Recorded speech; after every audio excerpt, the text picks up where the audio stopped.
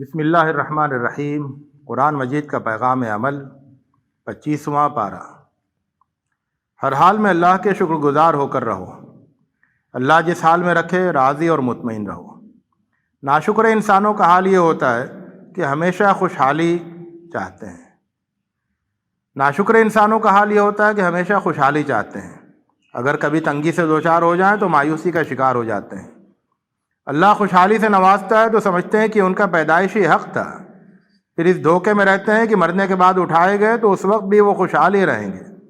اللہ خوشحال کر دیتا ہے تو اس سے منہ موڑ لیتے ہیں، اور مصیبت آ جاتی ہے تو اس سے لمبی لمبی دعائیں کرنے لگتے ہیں۔ اللہ نے تمہیں اس دین سے نوازا ہے، اللہ نے تمہیں اس دین سے نوازا ہے جو سارے نبیوں کا دین رہا ہے۔ اس دین پر قائم رہو اور اسے لے کر ٹولیوں میں نہ بٹ جاؤ۔ اسی دین کی طرف لوگوں کو بلاؤ اور اسی دین پر خود بھی جمے رہو۔ اللہ کی کتاب پر ایمان رکھو اور لوگوں کے درمیان صحیح بات کی وضاحت کرو۔ کج بحثی کرنے والوں سے نہ الجھو، اپنی جد و جہد کی رفتار تیز سے تیز کر دو۔ دانائی یہ ہے کہ آخرت میں اچھی فصل کاٹنے کے لیے دنیا میں اچھی کھیتی کرو۔ آخرت کی کھیتی چاہو گے تو اللہ تمہاری کھیتی میں برکت دے گا، اور دنیا کی کھیتی چاہو گے تو دنیا میں چاہے کچھ مل جائے، آخرت میں کچھ نہیں ملے گا۔ اللہ اپنے بندوں کی توبہ قبول کرتا ہے اور برائیوں سے درگزر کرتا ہے، اور تمہاری ایک ایک نقل و حرکت کو جانتا ہے۔ اللہ کی پکار پر لبیک کہو اور ایمان لاؤ اور اچھے کام کرو، اللہ تمہیں بہت نوازے گا۔ یہاں تمہیں جو کچھ ملا ہے وہ عارضی اور فانی ہے، جو اللہ کے ہاں ملنے والا ہے وہ اس سے بہت بہتر اور ہمیشہ باقی رہنے والا ہے۔ یہ ان لوگوں کو ملے گا جو ایمان پر قائم رہیں اور اپنے رب پر بھروسہ رکھیں، گناہوں اور بے حیائی کے کاموں سے دور رہیں، غصہ آئے تو معاف کر دیں، ہر کام میں اپنے رب کی مرضی کو سامنے رکھیں، نماز کا اہتمام کریں، آپس کے معاملات مشورے سے طے کریں، اللہ کے دیے ہوئے مال میں سے خرچ کریں، اور ان پر کوئی ظلم کرے تو وہ اپنے موقف پر ڈٹے رہیں۔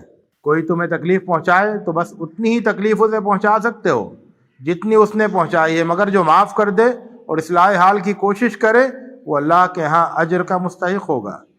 جو ظلم کا جواب دے وہ قابل ملامت نہیں ہے، قابل ملامت تو وہ لوگ ہیں جو لوگوں پر ظلم کرتے ہیں اور زمین میں فساد پھیلاتے ہیں۔ یاد رکھو اللہ ظالموں کو سخت ناپسند کرتا ہے، اور ظالموں کے لیے دردناک عذاب ہے۔ جو صبر کرے اور معافی کا طریقہ اپنائے تو یہ بڑے حوصلے کا کام ہے۔ اللہ نے تمہارے رہنے سہنے کے لیے زمین میں زبردست انتظام کیے ہیں، اور انہی انتظامات میں آنے والی زندگی کی نشانیاں بھی رکھ دی ہیں۔ تم اللہ کی نعمتوں کو یاد کرو اور اس کی حمد و تسبیح کرو۔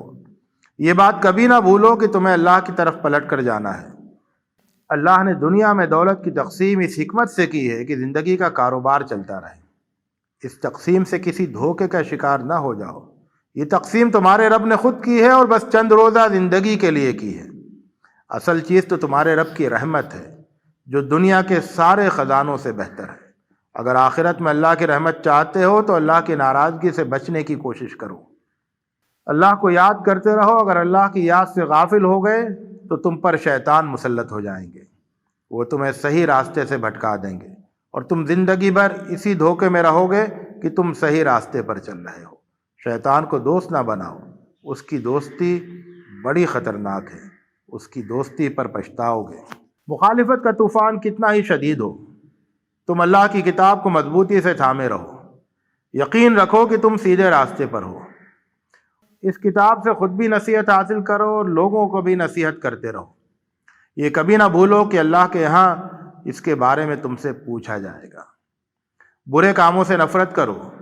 جو قومیں برائیوں میں مبتلا ہو جاتی ہیں شیطان کے لیے انہیں بیوقوف بنانا آسان ہو جاتا ہے۔ فرعون کی قوم برائیوں میں ڈوبی ہوئی تھی، فرعون نے انہیں آسانی سے بیوقوف بنا لیا اور وہ سب فرعون کے پیچھے چل پڑے۔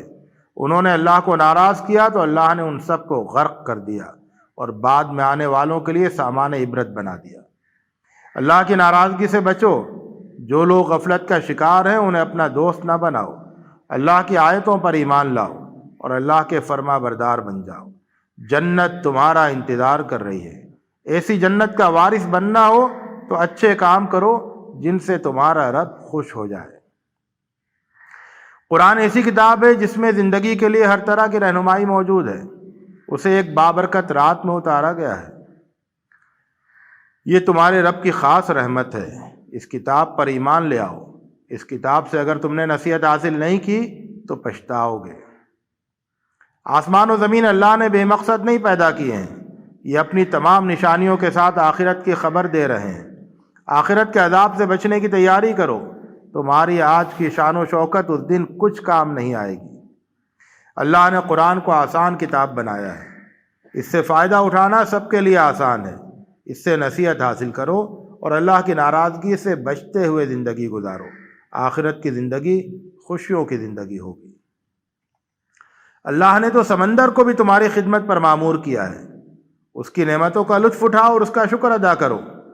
اللہ نے آسمان و زمین کی تمام چیزوں کو تمہاری خدمت میں لگا دیا ہے، ان کی نشانیوں پر غور کرو، ایمان پر قائم رہو اور ان لوگوں سے درگزر کرو جو اللہ کے عذاب سے نہیں ڈرتے۔ بنی اسرائیل سے عبرت حاصل کرو۔ اللہ نے انہیں کتاب دی، حکمت دی، نبوت دی، روشن باتیں بتائیں اور پھر سارے انسانوں پر فضیلت بھی بخشی، لیکن علم رہتے ہوئے بھی صرف آپس کی ضد اور ہٹ درمی کی وجہ سے وہ حق بات کے مخالف ہو گئے۔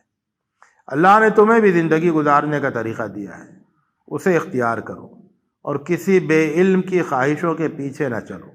یاد رکھو اللہ ان کا دوست بنتا ہے جو اللہ کی ناراضگی سے بچتے ہیں۔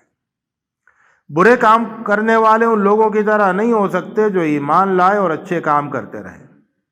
آسمان و زمین اور ان کے بیچ کی ساری چیزوں کو بے مقصد نہ سمجھو، ان کا ایک مقصد یہ بھی ہے کہ سارے انسانوں کا امتحان ہو، ہر کسی کو اس کی کمائی کا بدلہ دیا جائے۔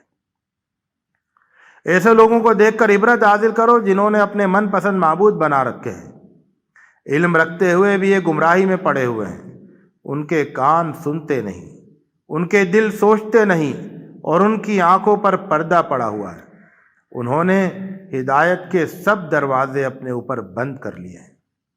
ایمان پر قائم رہو اور اچھے کام کرو، زبردست کامیابی تمہارا انتظار کر رہی ہے۔